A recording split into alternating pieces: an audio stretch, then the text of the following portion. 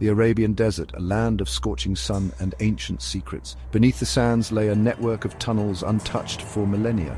Whispers spoke of a forgotten city swallowed by the earth. A team of explorers, led by the resolute Professor Armitage, sought to uncover its mysteries. They were drawn by the allure of the unknown, unaware of the terrors that awaited them.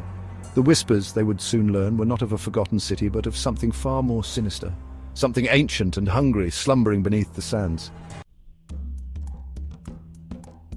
The entrance to the tunnel was a gaping maw in the earth. Its mouth, dark and forbidding, seemed to swallow the sunlight. Armed with maps, ropes, and lanterns, the explorers took their first tentative steps into the darkness. The air grew heavy, thick with the smell of dust and decay. Professor Armitage, ever the scholar, documented their every step.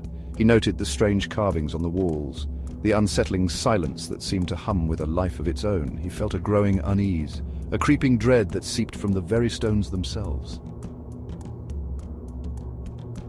Deeper they descended, the darkness pressing in like a physical weight. The air grew cold, chilling them to the bone.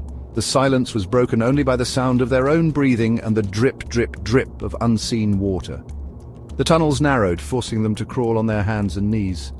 Fear began to gnaw at the edges of their courage. The carvings on the walls became more grotesque, depicting creatures that defied description. The explorers pressed on, driven by a mixture of scientific curiosity and morbid fascination. They were venturing into a realm where man was not meant to tread. Section 4. Unearthly murmurs, the first sign of the horrors. A low hum began to vibrate through the tunnels. It was subtle at first, almost imperceptible, like the distant rumble of thunder on a clear day. But as the seconds ticked by, the sound grew more pronounced, more insistent, as if the very earth beneath their feet was awakening from a long slumber. It was a sound that seemed to emanate from the earth itself, a sound that spoke of immense power and ancient evil. The explorers could feel it in their bones, a deep, resonant vibration that seemed to bypass their ears and go straight to their souls. It was as if the earth was trying to communicate with them, to warn them of the dangers that lay ahead. Unease turned to fear. The explorers exchanged nervous glances, their faces illuminated by the flickering lanterns. Each step they took seemed to amplify the sound, making it harder to ignore. The air grew colder, and a sense of dread settled over the group like a heavy fog. They knew they were not alone in the darkness. The humming grew louder, morphing into a low, guttural chant. It was a sound that no human vocal cords could produce, a sound that seemed to come from the very bowels of the earth. The chant was rhythmic, almost hypnotic, drawing the explorers deeper into the cavern despite their growing fear. It was a language that predated human history, a language that spoke of things best left undisturbed. The walls of the cavern were covered in ancient carvings and symbols, their meanings long forgotten by the world above. These symbols seemed to pulse with a life of their own, glowing faintly in the dim light of the lanterns. Professor Armitage, his face pale but resolute, urged his team forward. He had spent years studying these ancient texts and symbols, and he knew they were on the verge of a groundbreaking discovery. His determination was infectious, giving the team the courage to press on despite their fear. They were on the precipice of a discovery that would change everything. The darkness ahead seemed to beckon them, promising answers to questions that had plagued humanity for centuries. With a final, determined glance at his team, Professor Armitage led them into the unknown, ready to face whatever horrors awaited them in the depths of the earth. Section 5. The Veil of Sanity Tears, Ancient Horrors Unveiled. The tunnel opened into a vast cavern, its ceiling lost in the darkness above. The air was thick with an ancient, musty scent, as if the very stones held memories of a time long forgotten. The explorers' footsteps echoed eerily, amplifying the sense of isolation and dread that permeated the cavern.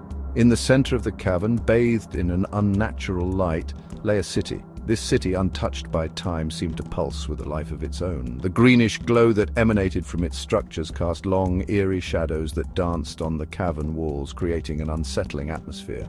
It was a city of impossible angles and non-Euclidean geometry, a city that defied the laws of nature. The buildings twisted and turned in ways that made the mind reel, their forms shifting as if they were alive. The architecture was alien, with structures that seemed to defy gravity and logic, and it was here that the horrors revealed themselves. From the darkest corners of the city, shadows began to move, taking on forms that were both terrifying and mesmerizing. These beings seemed to emerge from the very fabric of the city, as if they were a part of its ancient design. They were creatures of pure darkness, their forms shifting and changing like shadows. Their movements were fluid and unnatural, as if they were not bound by the same physical laws that governed the explorers. The sight of these entities sent chills down the spines of those who witnessed them. They were ancient beings, older than time itself, and they had been awakened from their slumber. These entities, with their malevolent presence, seemed to carry the weight of millennia, their very existence a testament to the dark history of the cavern. The explorers, their minds rebelling against what their eyes were seeing, could only stare in mute horror. Their faces contorted in fear. They struggled to comprehend the reality of the ancient horrors that stood before them. The cavern, once a place of curiosity, had become a nightmare from which there was no escape. Section 6. Fleeing the Abyss.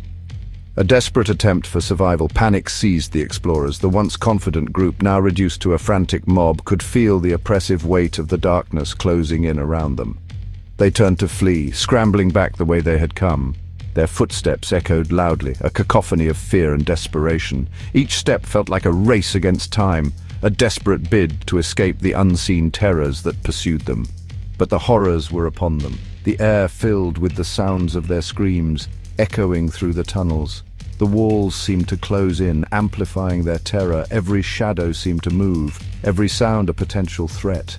The darkness itself seemed to lash out, tripping them, dragging them down. It was as if the very shadows had come alive, reaching out with unseen hands to pull them into the abyss. The ground beneath them felt unstable, shifting with every step. Professor Armitage, his mind teetering on the brink of madness, stumbled on. His thoughts were a chaotic whirl of fear and confusion. He could barely distinguish reality from nightmare, each moment a struggle to maintain his sanity. He could hear the screams of his companions behind him, their cries cut short as the horrors claimed them. The sounds of their terror echoed in his mind, a haunting reminder of the fate that awaited him if he faltered. He dared not look back. The fear of what he might see was too great.